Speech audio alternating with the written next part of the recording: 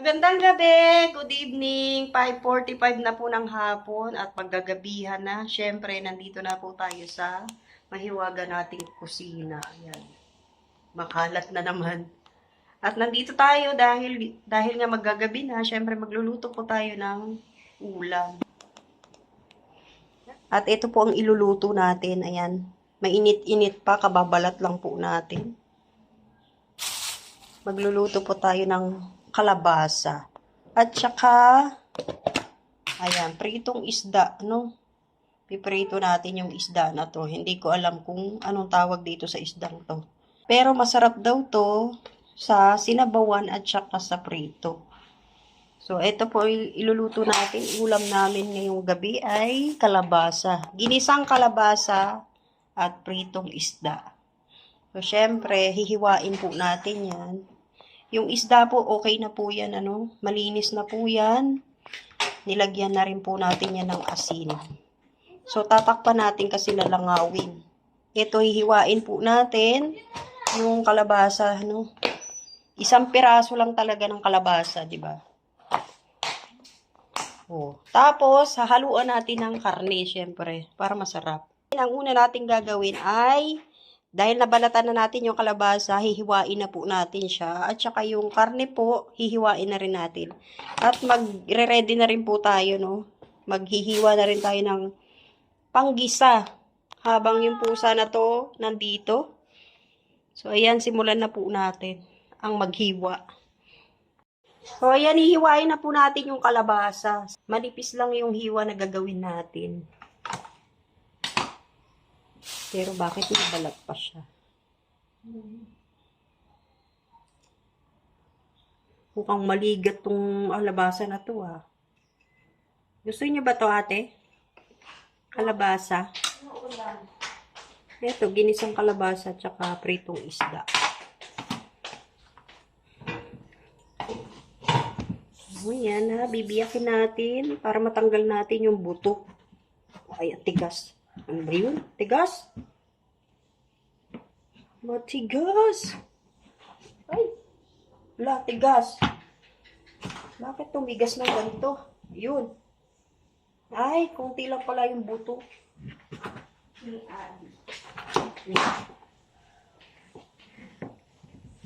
Parang masarap, ah. Hindi pa man naluluto, masarap na. Hati-hatiin muna natin siya ng ano. Uy, natigas yung buto.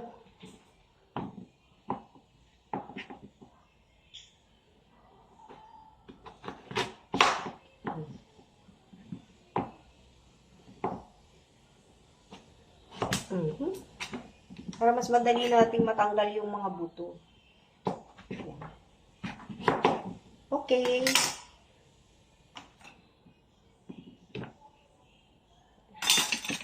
Hiwain ko na lang kaya siyang gano'n.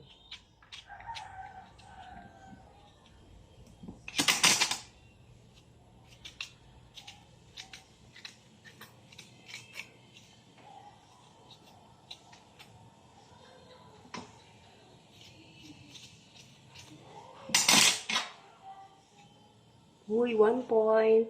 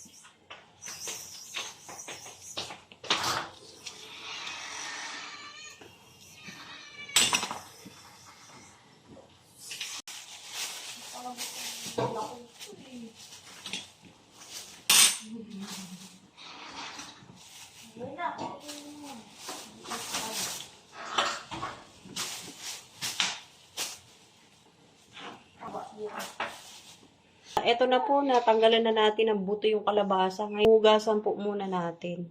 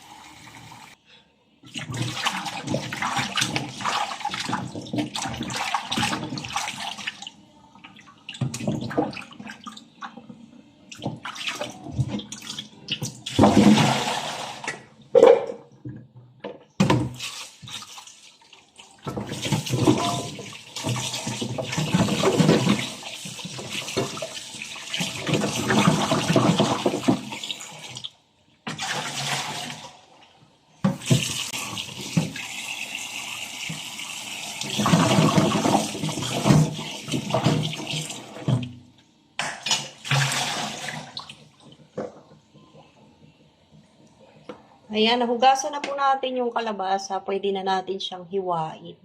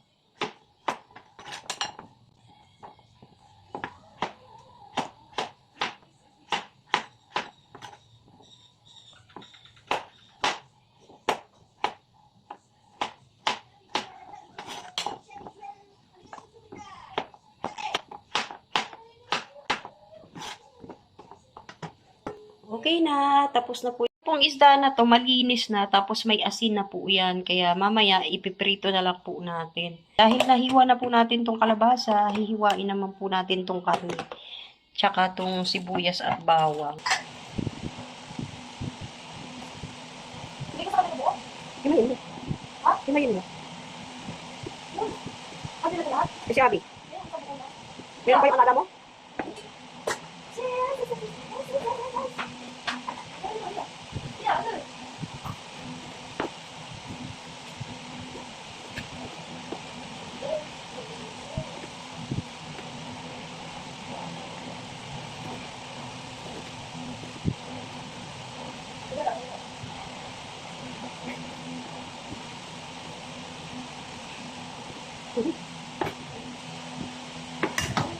So, ito na po yung karne na hiwa na natin. Ngayon, maghiwa naman tayo ng bawang at sibuyas.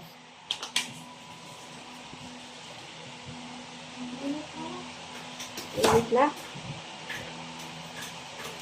Ayan, nakasalang na pala yung kawali natin para makapagprito na tayo ng isda.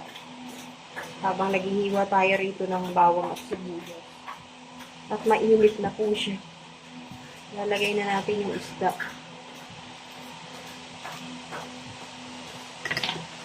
Hoy, kumakain na si Gio. Oh. Ayan na po, naisalang na natin yung isda. Ngayon, ipagpapatuloy natin yung paghihiwa nito ng bawang at sibuyas.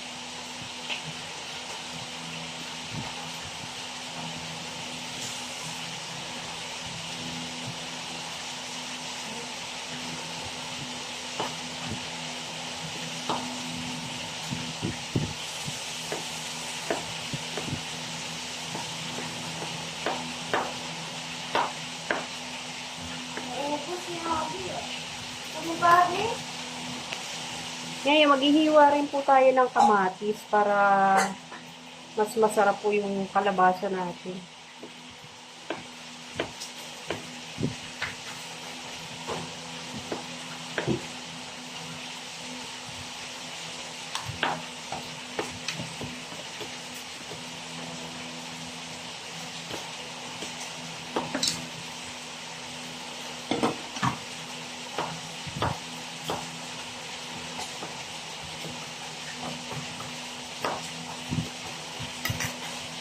Ngayon, yung karne po, hindi natin inubos kasi konti lang naman po yung ibigisa natin. Kaya, konti lang yung hiniwa natin. Ayan. So, ngayon, ready na po yung mga gagamitin natin, yung mga panggisa natin, at nahiwa na rin natin lahat ng kailangan natin hiwain. Ngayon, magluluto na po tayo. Ayan, mainit na po yung kawali natin. Lalagyan na natin ng mantika. Yung isda natin, paluto na. Ilalagay na natin yung bawang. Nag-brown na po. Sobrang init na ng kawali natin. Ito na, nilagay na natin yung yung kamatis at saka sibuyas kasi sunod na yung bawang.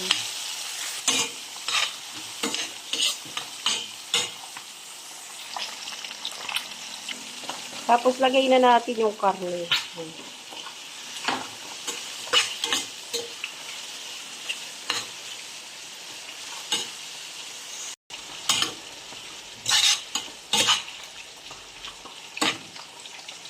Ayan na, nag-iiba na yung kulay ng karne.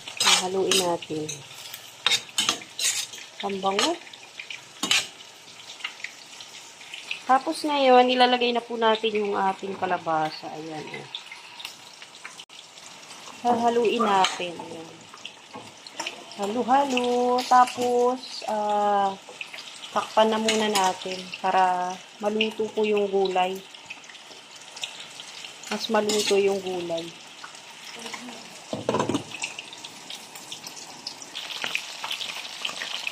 Tignan na natin kung ano nangyari. So, ayan, nag-iba na yung kulay ng kalabasa natin. Ngayon, lagyan natin ng pork cube. Kalahati lang. Kalahating pork cube lang. Ayan.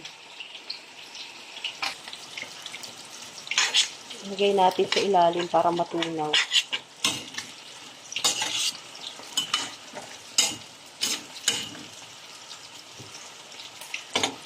Tapos lagyan natin paminta.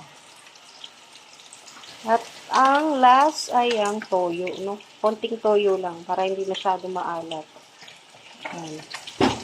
Sasaluin natin.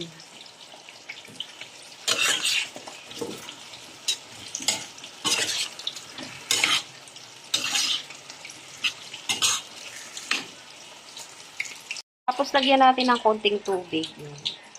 Konti lang. Para may sabaw, no? Uy, ang sarap. Ayan, maluluto na po. Lagyan natin ulit ng konting paminta pa ulit. Uy, maluluto na. Konti na lang.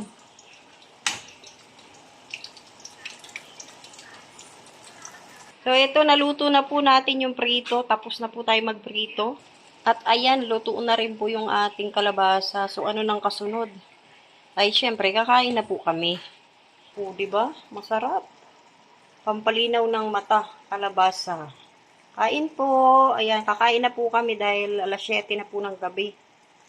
Uy, kakain na kami, oh. Nakaready na po yung ating pagkain. O, naghiwa tayo ng pipino, pantanggal ng umay. So, ito na po yung niluto nating kalabasa. At ito naman po yung isda. So, ayan, tao na lang po ang kulang. Naka-ready na po yung ating pagkain. So, ayan, nakakain na kami. 3 lang kami. Anong isda yan? Hindi ko alam eh. Pero masarap daw yan na isda. Sabi? Oo. Anong pruweba? Ikaw, lasahan mo. Busog pa ako, late na kami kumain. Hindi ka kakain? Maya-maya siguro. Late na kami kanina kumain ng tangalas. 4 na eh. Pwede bahala ka. Kami na lang kakain ni ate. 4, 5, 6, 7, 3 hours. Pwede konti lang kainin mo. Kunti nga lang. Kain na po tayo. Sige ka sa plato mo. Siyempre, nagtimpla tayo ng iced tea, pangpagana. Nakanaul pa. Tapos may pangtanggal ng umay. Wow. Oh, di wow. Ano? Ayaw mo? Kain na po. Kain po. Ayan, kain na tayo. Kain po, Ate Annie. Kain na. Simple lang ang ulam natin, di ba? Favorite to ni Janelle. Kaso na sila ba ito kumain? Kaso yung bunso namin kumain po siya sa labas. Naya ng mga kaibigan. Kaya 3 lang kami dito. Ano ate, anong lasa? Wala pa. Ano ba yun? Pure ano, maalat? Ayun, pa? Kalabasa? Ayos lang. Kakain na nga ako. Yan, kain na po tayo. Ang tagal ni ate. Hindi masarap yung isda, ate. Oh, di ba? Maganda yung laman niya, puti. Tikman mo nga, pure. Di ba? Masarap daw yung isda na yan. 4 na peraso na lang pati, kaya kinuha ko na lahat. Kain na po tayo. Ayan po, tapos na po kami kumain. Ayan na lang po ang natira.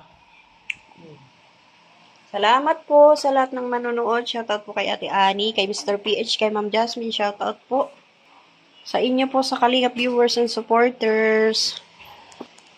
Maraming salamat po. Thank you po. God bless. Pabuhay.